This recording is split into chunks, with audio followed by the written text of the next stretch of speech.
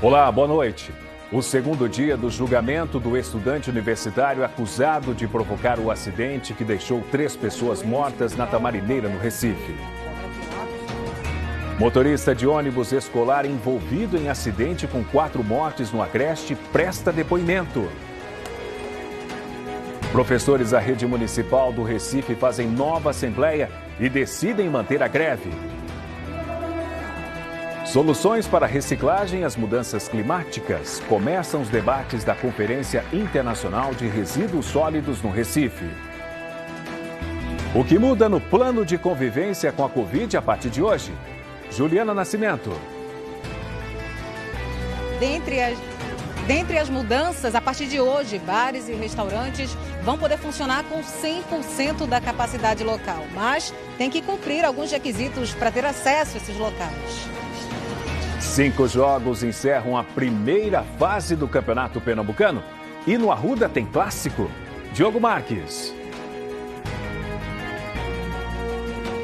Pois é, Márcio. E apesar da liberação do governo de 50% do público, teremos um clássico entre Santa e Náutico sem torcida. Daqui a pouco a gente fala sobre isso e sobre a emocionante última rodada da primeira fase do Pernambucano.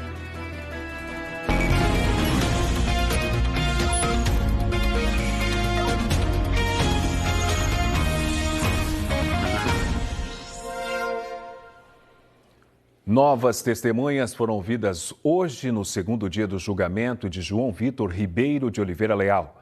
O universitário é acusado de provocar um acidente que deixou 3 pessoas mortas e 2 feridas na Tamarineira, no Recife, em 2017. De acordo com as investigações, ele estava bêbado e dirigiu o carro em alta velocidade. Natália Dielu tem as informações ao vivo, direto do Fórum Rodolfo Aureliano. Natália, boa noite para você. Quantas pessoas foram ouvidas? Boa noite, Márcio. Boa noite a todos. Hoje, somente 2 testemunhas foram ouvidas, uma pela manhã, outra pela tarde. Foram longos depoimentos de testemunhas da defesa, 2 médicos psiquiatras que também já atuaram como perito. Então, durante a manhã, o primeiro médico, depois por quase 3 horas... À tarde, o julgamento foi retomado e aí o segundo médico, que a gente vai ver agora na reportagem, ele prestou depoimento por quase 4 horas. Então vamos mostrar agora como foi o segundo dia do julgamento. Miguel, que sobreviveu ao acidente, não veio com a filha Marcela hoje. Antes do julgamento recomeçar, ele falou sobre a expectativa pela condenação de João Vitor. Isso é uma causa minha, eu sou vítima, não sou advogado, não sou juiz, nem sou parte que faz a assistência da acusação nem na defesa. Mas eu preciso acreditar e mostrar que vale a pena a gente brigar pelos nossos ideais, a sociedade merece essa resposta. Esse foi um crime muito bárbaro, a extensão dele é enorme, como vocês sabem. E a gente precisa, sim, torcer para que seja a pena máxima dentro da legalidade. O Ministério Público afirma que João Vitor tinha consciência do perigo que era usar drogas, beber e dirigir. Noção do que estava acontecendo o acusado tinha. Ele talvez não quisesse o resultado, mas que ele assumiu o risco de produzir a morte de 3 pessoas, lesionar e deixar a integridade física lesionada de 2 pessoas, nós vamos sustentar do início até o fim. A mãe do réu, que ontem preferiu não gravar entrevista, hoje quis falar. Contou que ela se separou do pai dos filhos quando eles eram crianças. Disse que João Vitor começou a se envolver com drogas aos 14 anos. Foi quando ela decidiu afastá-lo das companhias da adolescência. O filho saiu de Sergipe para morar com o pai em Pernambuco. A gente percebeu, infelizmente, ele entrou no mundo das drogas e eu não conseguia sozinha, certo? Não conseguia sozinha, eu tirei ele de lá com o coração partido. Nós sentimos muito, principalmente pelas 2 famílias, né? A terceira. E, assim, eu queria pedir a compaixão, a misericórdia da sociedade para entender que meu filho precisa de ajuda. Nós vamos buscar que seja feita justiça é que se analise se foi um acidente, é que se analise o que houve naquele trágico episódio. Mas, acima de tudo, aqui não há ganhadores, aqui não há vencedores, aqui só há dores que estão sendo discutidas, levantadas e a busca da justiça. O acidente foi numa noite de domingo, no dia 26 de novembro de 2017. João Vitor dirigia o carro a mais de 100 km por hora, de acordo com a perícia. Ele avançou o sinal vermelho no cruzamento da estrada do Arraial com a rua Cônego Barata e acertou em cheio o carro onde estavam 5 pessoas. 3 pessoas morreram. Maria Emília Guimarães da Mota Silveira, de 39 anos, o filho dela, Miguel Arruda da Mota Silveira Neto, de 3 anos, e a babá Roseane Maria de Brito Souza, de 23 anos.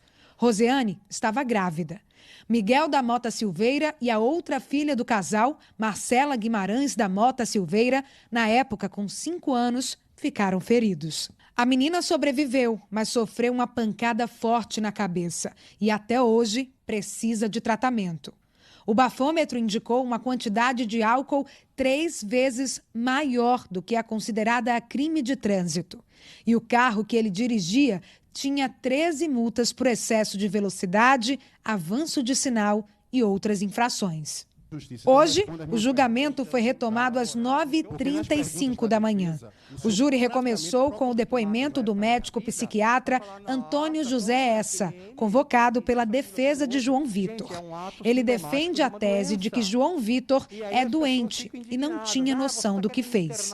À tarde, outra testemunha da defesa foi ouvida. O também psiquiatra Eldi Lobo, de São Paulo, defendeu que João Vitor é dependente químico e tem doença mental.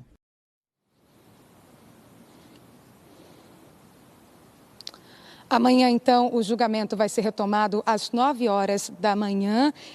Hoje estava previsto o interrogatório de João Vitor Ribeiro de Oliveira Leal, né, o acusado deste grave acidente, por ser o responsável por este grave acidente, mas esse interrogatório ficou para amanhã. Então, amanhã o João Vitor Ribeiro, o acusado, vai ser interrogado e aí a defesa, a assistência de acusação também, o Ministério Público vão entrar na fase de debates, né? Eles vão fazer suas considerações, réplica, tréplica. Então, todo esse processo ele vai durar em torno de 5 horas. Então, ainda não dá para saber se o julgamento vai ser, de fato, concluído no dia de amanhã, porque o depoimento, né, o interrogatório do acusado, ele não tem um tempo definido. Então, a juíza Fernanda Moura perguntou aos jurados se eles gostariam de continuar hoje. Eles decidiram, então, depois de quase 9 horas desses 2 depoimentos que foram dados hoje, suspender a sessão que vai ser retomada, então, amanhã, às 9 horas da manhã, com o depoimento de João Vitor e também com a fase de debates, né, que vai levar, então, essas 5 horas. A gente vai continuar acompanhando todo esse caso, Márcio. Natália Dilo ao vivo, do Fórum Rodolfo Aureliano. Amanhã, então, teremos o 3º dia de julgamento desse caso que aconteceu em 2017. Seguindo com outras notícias, a polícia ouviu hoje o motorista que dirigiu o ônibus escolar envolvido no acidente em Riacho das Almas, no Agreste, que deixou 4 estudantes mortos. O motorista Severino Teodoro, de 80 anos, prestou depoimento na delegacia de Caruaru. De acordo com a polícia, ele estava com a carteira de habilitação vencida desde novembro de 2020 e não tinha o curso preparatório para a função de motorista de transporte escolar. De acordo com a defesa do motorista, ele alegou no depoimento que tinha tentado renovar a habilitação, mas não conseguiu por causa da pandemia. A defesa disse também que a investigação vai provar que o motorista não teve culpa no acidente. O acidente foi no dia 11, após o ônibus escolar virar na Vila do Vitorino, na zona rural de Riacho das Almas, com 35 estudantes.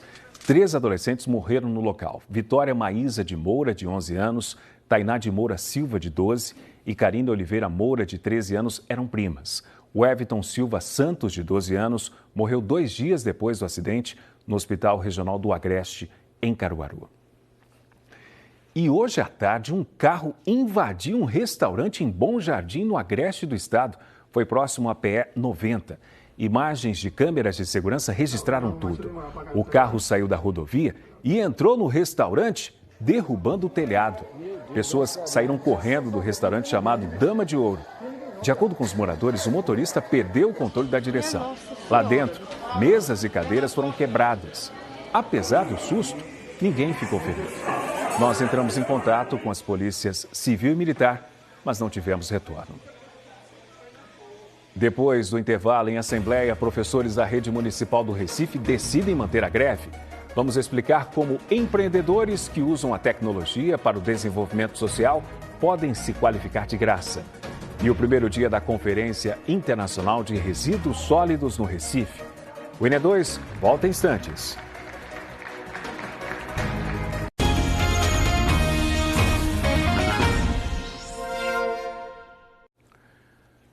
A paralisação dos professores da rede municipal do Recife completa hoje 9 dias. O Sindicato dos Professores pede um reajuste de 33,23% para todos os professores em início de carreira ou não, independentemente do valor do salário de cada profissional.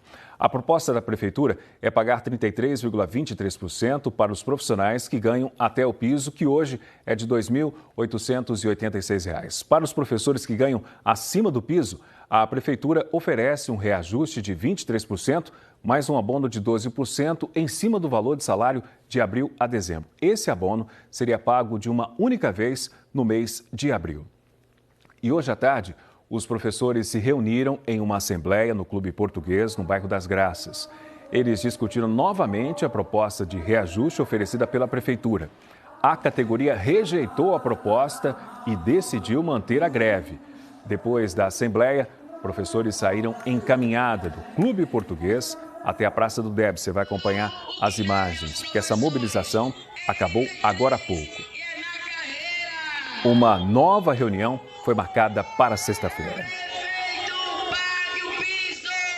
A Prefeitura do Recife disse que avançou em todas as negociações, chegando ao limite no reajuste salarial da categoria. A Prefeitura disse ainda que assegurou aos professores que nenhum profissional receberia abaixo do piso nacional, que é de R$ 3.845,63.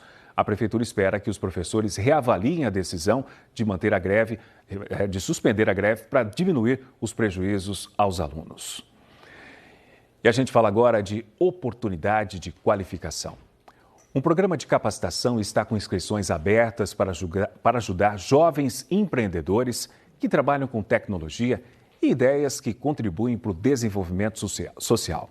Mulheres, negros e integrantes de comunidade LGBTQIA+, têm mais chances no processo seletivo.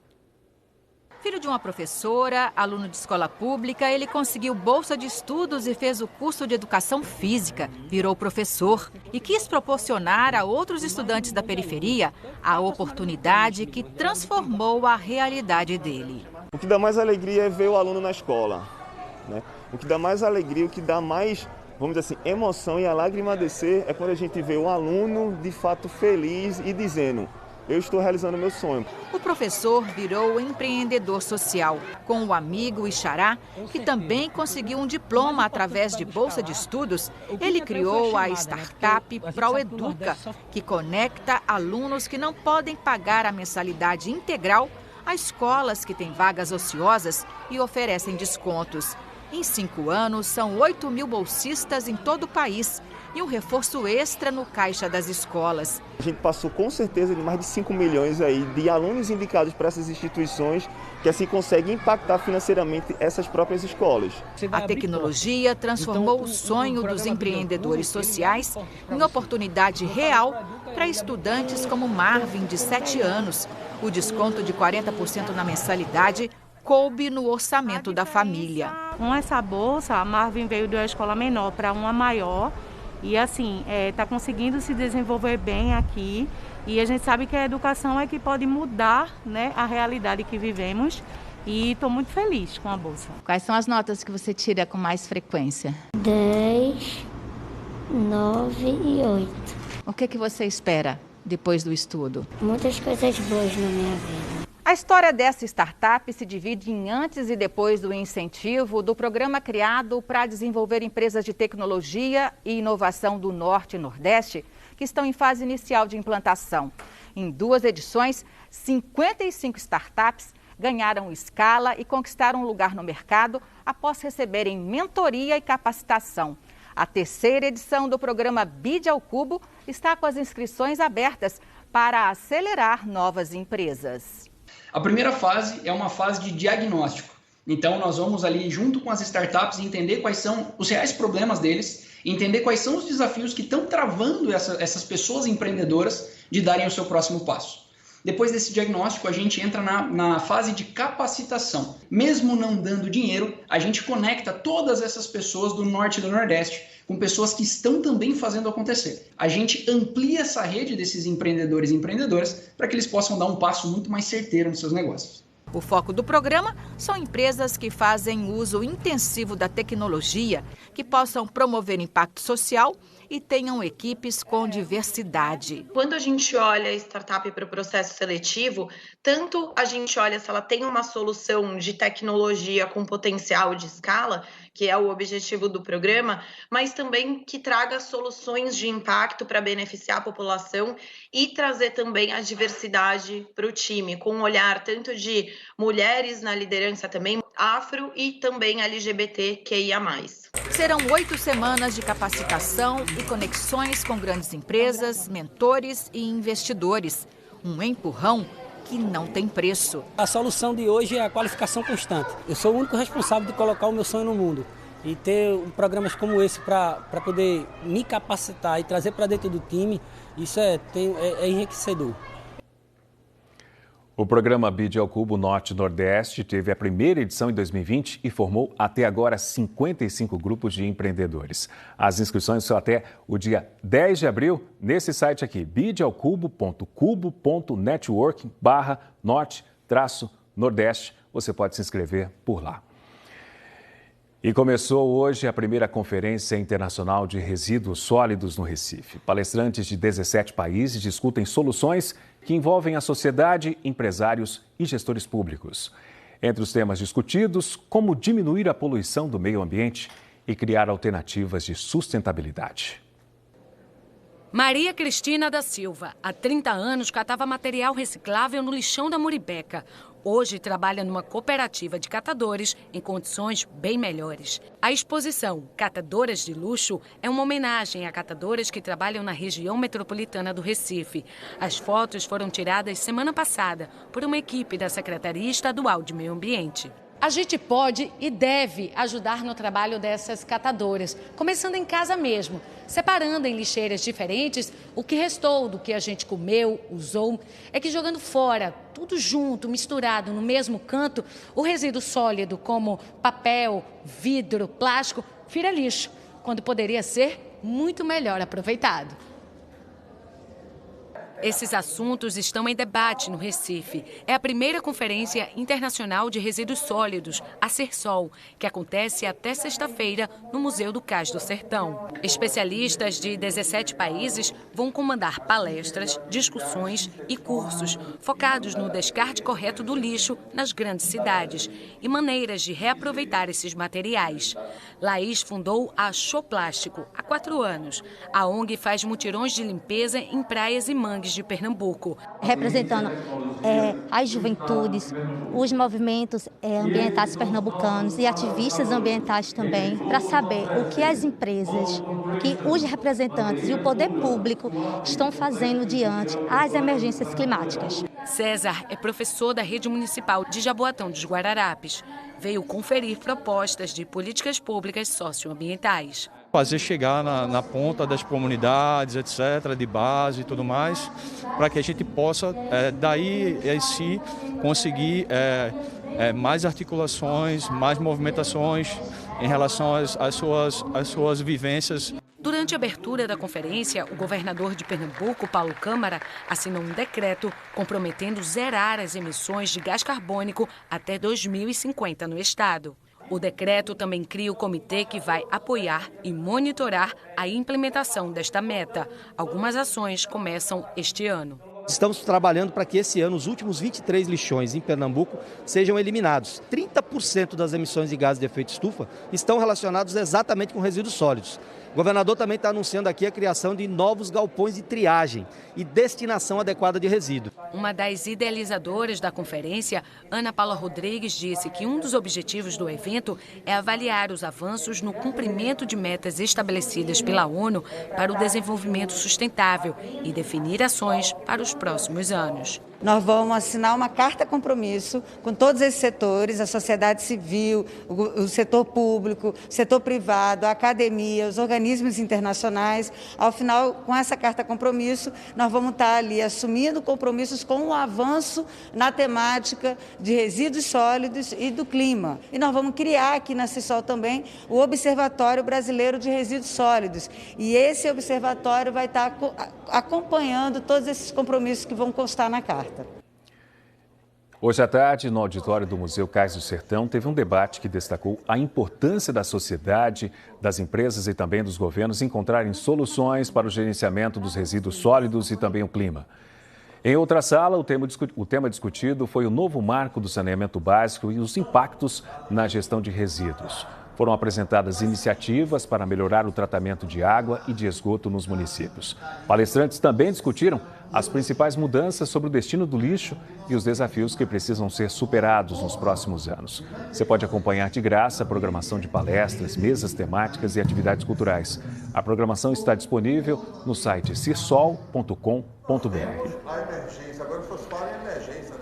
E o acervo do artista plástico pernambucano Abelardo da Hora começou a ser enviado à Paraíba para a criação de um memorial em João Pessoa. A reportagem está aqui no G1 Pernambuco, você acompanha em detalhes comigo, porque é o seguinte, ao todo 179 obras foram empacotadas e transportadas para a capital paraibana. A família decidiu doar o acervo em 2018, sob a justificativa de que desde a morte de Abelardo em 2014, enfrentava problemas para manter o acervo, também divulgar a obra do artista. Você pode apontar então a câmera para esse QR Code que aparece aqui e acompanhar outros detalhes no aplicativo do G1, g1.com.br/pe. E hoje à noite tem o sorteio da Mega Sena e o prêmio está acumulado de novo. São 165 milhões de reais para quem acertar as 6 dezenas. É o 5º maior prêmio do concurso, sem considerar a Mega da Virada. No Recife, as loterias tiveram muito movimento. Essas imagens são de lotéricas de Casa Amarela e também do Rosarinho. Muita gente fazendo planos, sonhando em sair do sufoco. As apostas terminaram às 7 da noite. O sorteio será daqui a pouco, às 8 horas, na cidade de São Paulo. Você pode conferir os números sorteados no g1.com.br/pe. E o plano de convivência com a Covid está diferente a partir de hoje. Entre as mudanças, a ampliação da quantidade de público nos eventos, nos bares, nos teatros e a exigência da vacinação em dia. Juliana Nascimento traz os detalhes. Boa noite, Juliana. Boa noite, Márcio, a você, a todo mundo que está acompanhando o NE2. Notícia boa, né? Essas medidas entraram em vigor hoje e seguem até o fim deste mês. A gente está aqui num barzinho que fica em Jardim Brasil 2, Olinda. Eu já começo falando pela mudança em relação aos serviços de alimentação, bares e restaurantes. Antes que eu digo até ontem, né? O limite máximo era de 80% nesses locais. Então passou agora a ser 100% da capacidade local. Mas não somente nesse tipo de estabelecimento. Também em cinemas, teatros, circos e museus, teve mudança também, viu, Márcio? De 1.500 pessoas ou 70% da capacidade local, a depender do que fosse menor, também passou para 100%. E em relação aos eventos em geral, eventos sociais, corporativos, foi a terceira mudança. Antes, 3.000 pessoas ou 70% da capacidade local, a depender do que fosse menor.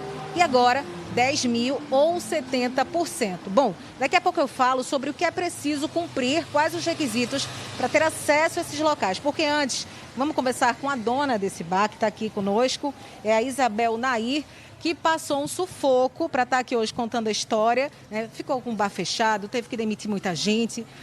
Quais foram as saídas, Isabel, que você encontrou para estar aqui hoje contando a história? Boa noite. Boa noite. Quando começou a pandemia, a gente ficou praticamente a pandemia toda fechado. A gente passou mais de 6 meses fechado, tivemos que dispensar as pessoas que trabalhavam, né? Mais de 10 famílias foram atingidas diretamente, inclusive a nossa, né? A gente ficou sem ter o que fazer, a gente recorreu ao auxílio emergencial, que também assim, ajudou, mas não era muita coisa, a gente não teve como honrar nossas dívidas, né? Aluguel, salário, essas coisas não tinha como a gente pagar, infelizmente a gente teve que ficar fechado, né? Se reinventar. A gente colocou um delivery, que também todo mundo trabalhou com delivery, mas aí não dava, né? A gente ficou a ver navios, né, na verdade. Ok, Isabel, obrigada. Desejo que venham muitos clientes agora, que tenham muito trabalho, viu? Boa noite para ti. Só para passar a informação completa, Márcio, o comprovante vacinal tem que continuar apresentando, assim como usar a máscara. Em relação ao comprovante, tem um detalhe, tá? Tem que estar atualizado. Então, se você tem de 12 a 17 anos, tem que estar com a segunda dose da vacina. Maior de idade tem que estar com a dose de reforço, caso a segunda dose tenha sido tomada há pelo menos 4 meses. Márcio? Obrigado, Juliana.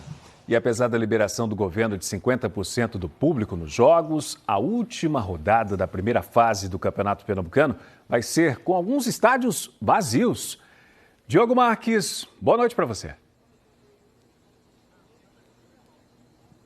Tudo bem, Márcio? Boa noite para você e a todos. Serão 2 jogos com portões fechados. Lá na Arena de Pernambuco, o Ibis vai receber o Sport sem torcida por opção do clube mandante, que é o Ibis. Decidiu não vender ingressos. Agora, aqui no Arruda, o clássico entre Santa Cruz e Náutico não vai receber torcida, porque o estádio, mais uma vez, não foi liberado pelo Corpo de Bombeiros. Já tinha sido feita uma vistoria ontem, o Arruda foi reprovado, o Santa Cruz insistiu até as últimas, uma nova vistoria foi feita hoje à tarde, o clube estava esperançoso, chegou até a divulgar o preço dos ingressos, né? Seria R$20, mas aí o Arruda foi reprovado mais uma vez. E teremos um clássico das emoções entre Santa e Náutico, sem torcida, mas certamente não vai ser sem emoção. Aliás, nem aqui, nem em qualquer outro jogo, né? Porque será a última rodada da primeira fase do Campeonato Pernambucano para definir muita coisa. Primeiro, quem serão os 2 primeiros colocados que avançam direto para a semifinal. Até agora a gente já sabe que o Retrô é o líder, não perde essa posição de jeito nenhum, mas o Náutico está em segundo, o Santa está em terceiro, quer dizer, quem vence esse clássico daqui já avança direto para a semifinal. Márcio? Diogo, bom trabalho para você. Nós ficamos por aqui, para você uma boa noite e até amanhã.